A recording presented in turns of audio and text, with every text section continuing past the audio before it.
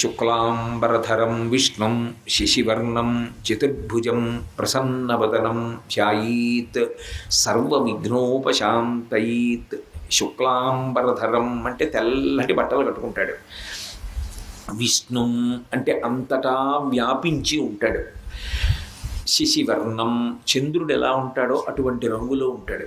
చతుర్భుజం 4 చేతులతో ఉంటాడు. ప్రసన్నవదనం ప్రసన్నమైనటువంటి ముఖంతో ఉంటాడు.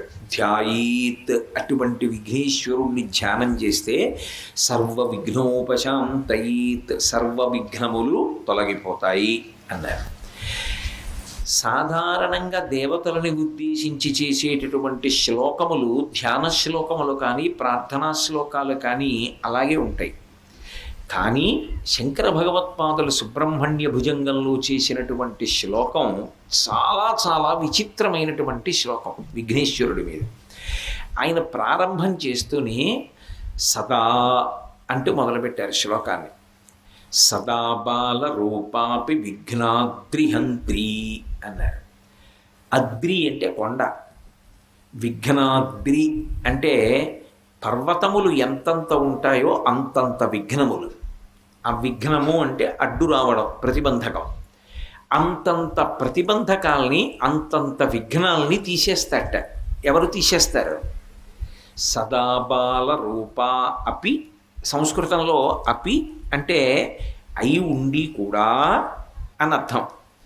సదాబాల రూప అపి అయి ఉండి, ఎలా ఉండి కూడా అంటే సదా ఎప్పుడూ బాల రూప చిన్న పిల్లవాడు ఎలా ఉంటాడో అలాగే ఉంటాడు.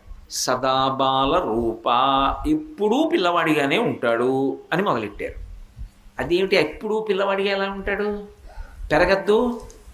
పెరగకపోతే తల్లిదండ్రులకి బెంగగా ఉంటుంది.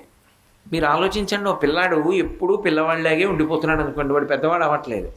అప్పుడు తల్లిదండ్రులు బెంగ పెట్టుకుంటారా, బెంగ పెట్టుకోరా? అంటే ఇప్పుడు ఎవరి దగ్గరికి తీసుకెడతారు ఆ పిల్లాడిని?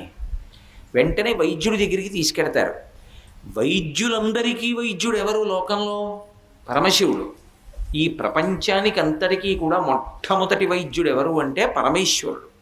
అందుకే యజుర్వేదంలో రుద్రాధ్యాయం ప్రథమో దైవ్యో భిషక్ అంటుంది. భిషక్ అంటే వైద్యుడు, ప్రథమో దైవ్యో మొట్టమొదటి దైవం వైద్యుడిగా వచ్చిన వాడెవరు అంటే పరమశివుడు.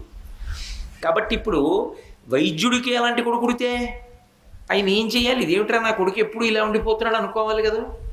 మరి ఆయనకే అలాంటి కొడుకు పుట్టాడు అనుకోండి, అప్పుడు ఆయనకి ఓ కష్టం మనసులో ఉండిపోయింది కదా. సర్వం శ్రీ ఉమామహేశ్వర పరబ్రహ్మార్పణమస్తు. స్వస్తి.